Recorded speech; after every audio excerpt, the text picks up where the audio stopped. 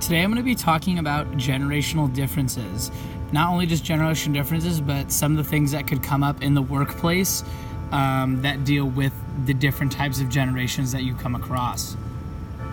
Generational differences. The era in which people have been raised can shape the way that they communicate. Communication at work, page 35. Not only does your generation affect just communication, but it affects how you view the rest of the world. This is why it's pretty easy to tell how old someone is without even asking them directly. Usually when talking to someone, they can say a key word or a phrase that stands out a lot more than something that would have been said in someone in your generation, so it stands out pretty easily, and it's pretty easy to tell what generation they might be from. So the different generations I'm going to be talking about today are the millennials, baby boomers, and Generation Xers.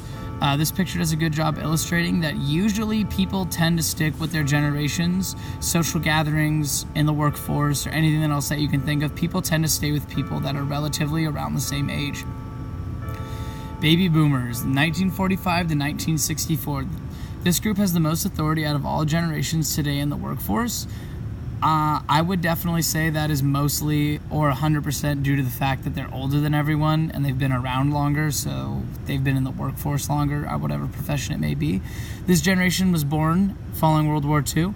They're a very strong-willed generation who believes that they can accomplish anything. They've seen all the civil rights movement and they grew up during the Vietnam War.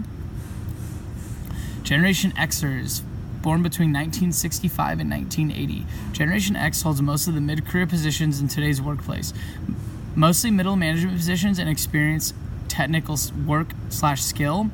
They grew up as technology started to take off in America. So they hold a lot of the middle management positions and experienced work, hence technical work and skill, is because they were the first generation that understood how to use computers and other sorts of technology like that, so it gave them a little bit of an advantage when coming into the workforce. All right, millennials are known as Generation Y between 1980 and 2000. This generation is definitely the best generation by far. I'm a millennial. All of you are millennials. Rock on. Millennials hold almost all level entry positions in the workforce because we are the youngest. The millennials consist of most of the college population, and they're the most ethnically diverse generation of all time. I feel like this is a pretty good description of millennials nowadays. Everyone's looking down at whatever electronic that may be. We get a lot of crap for it from older generations, like, oh, those millennials. But it's today's age, and I feel like we're as close, if not closer, than any generation that has ever been about. So the more you know about the generations, the easier it is to work with them. Throughout the workday, some challenges may arise between the different generations. Communication styles between them are different. These generations as a culture have extremely different expectations when it comes to the workplace. Company culture. Quote, every person comes into the office with different life experiences, perspectives, and views, which is valuable to the company. Amy Coscati. Hosting events throughout the year, such as birthdays, holiday parties, and outside gatherings are a really good way to bring everyone in the office together and boost the overall morale at work.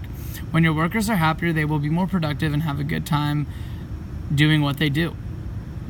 So there are all kinds of different communication styles. So there's a pretty significant difference in the way the older generations prefer to communicate compared to the younger ones. Millennials prefer to send text messages, tweets, and all types of instant messages to communicate. Baby boomers and Generation Xers tend to prefer phones, class, and emails. So there are a lot more formal ways of communicating. They like emails and phone calls instead of just instant text messages. And to go along with instant stuff, millennials use a lot of abbreviations, which is super informal. It usually causes some breaks in communication when talking to the older generations because they might not understand what the abbreviation is being used means. Negative stereotypes about these generations. So some of the older generations, such as baby boomers and Generation X, think that millennials are lazy and have a sense of entitlement. On the other hand, millennials think that the older generations may be difficult to train with and extremely stubborn and stuck in their ways, which I see both sides do it because a lot of millennials are super lazy and do have a sense of entitlement because their parents were able to accomplish things. But also on the other hand, I feel like older generations are super stuck in their ways and they're not very open-minded, which runs into a lot of clash. So you need to know that going into the workforce. It'll help you a lot.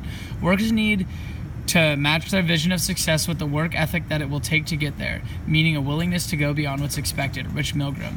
This being said, I think it means that people, if everyone works hard, everyone does their job, no matter what, things will get done and the company will prosper, whatever organization you're working for will go in the right direction. Cultural expectations. Every company has to keep up with the modern world of technology. With this being said, it causes a constant changing culture within the workplace.